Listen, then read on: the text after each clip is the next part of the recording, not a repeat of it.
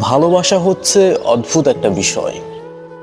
ভালোবেসে কেউ তার প্রিয় মানুষটাকে পায়, আবার ভালোবেসে কেউ ব্যর্থ হয়, সে তার প্রিয় মানুষটাকে হারিয়ে ফেলে সারাটা জীবনের জন্য।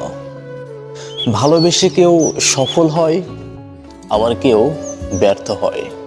সো তবু আমরা ভালোবাসি, ভালোবাসায় আসক্ত হই। আমরা জানি ভালোবাসলে সবাই সবাইকে পায় না, তবু আমরা ভালোবাসি।